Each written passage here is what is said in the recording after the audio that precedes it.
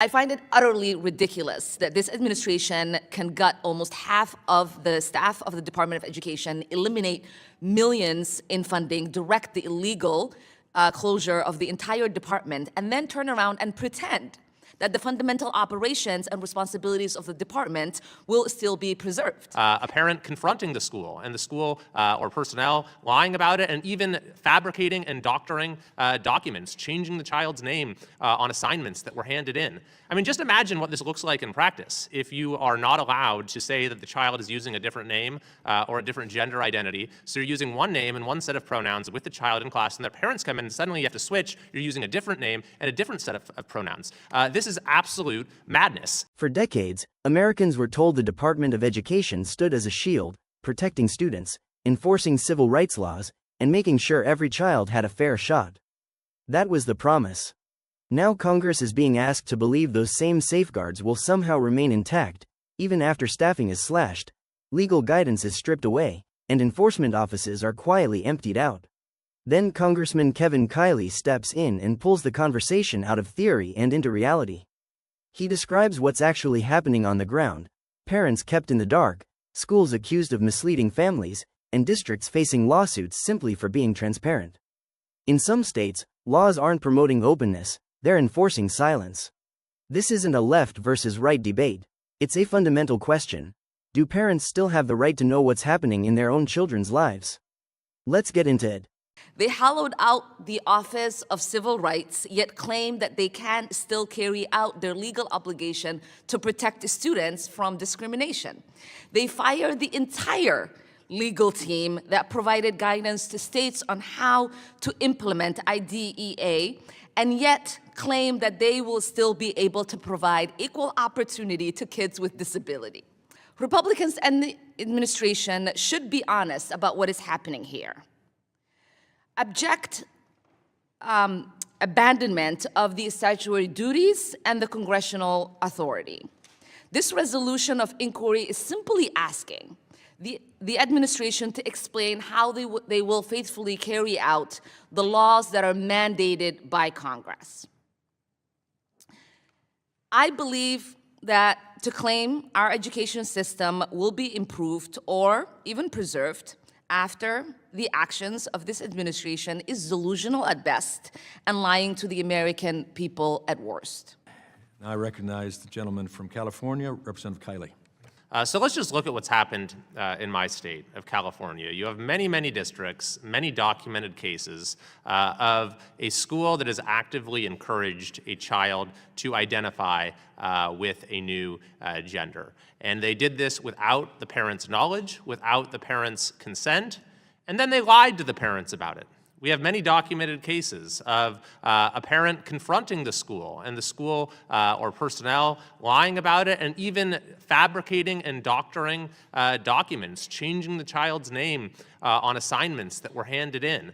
I mean, just imagine what this looks like in practice if you are not allowed to say that the child is using a different name or a different gender identity. So you're using one name and one set of pronouns with the child in class, and their parents come in and suddenly you have to switch. You're using a different name and a different set of pronouns.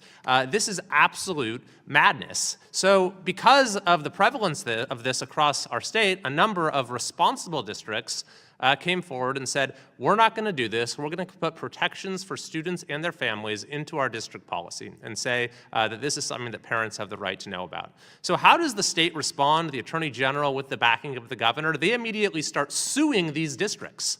They start filing lawsuits trying to get binding legal judgments that will force these districts to lie to parents.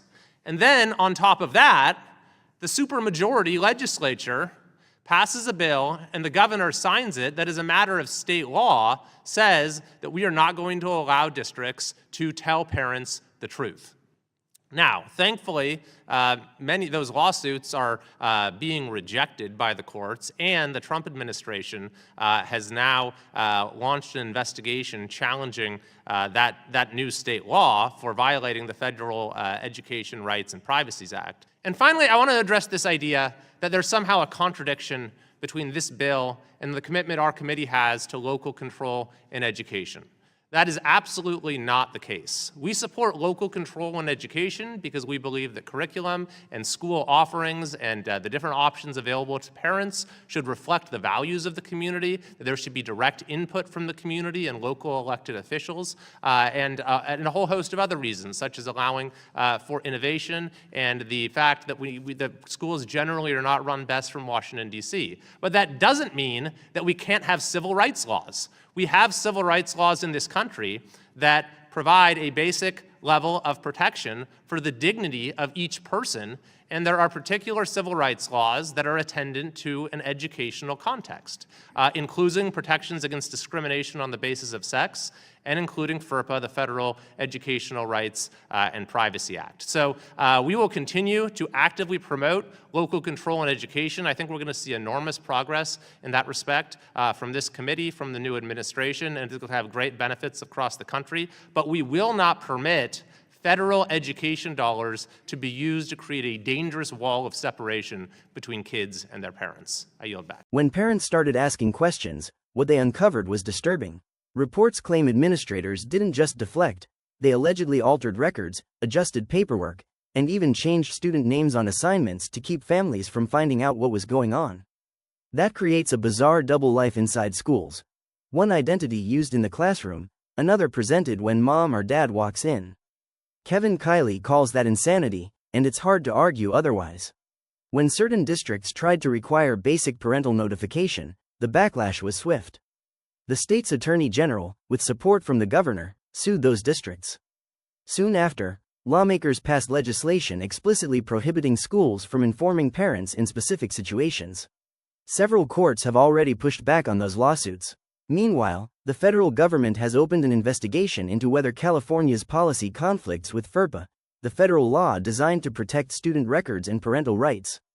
This is where the local control argument starts to unravel. Local control was never supposed to mean empowering the state to mandate secrecy. Let's be honest, the Department of Education has its flaws: bloated bureaucracy, inconsistent enforcement, plenty of criticism to go around. But removing oversight altogether doesn't fix that. It risks leaving families at the mercy of state systems driven by ideology rather than transparency. Education works best when parents are partners. It breaks down when they're sidelined. And history shows that when authority steadily shifts away from families and into centralized power structures, trust erodes fast. Kiley's point is straightforward. Taxpayer-funded education should never be used to divide children from their parents through deception, pressure, or policy. This isn't abstract. It's unfolding in real districts, affecting real families. If parents deserve honesty, the conversation isn't optional, it's urgent.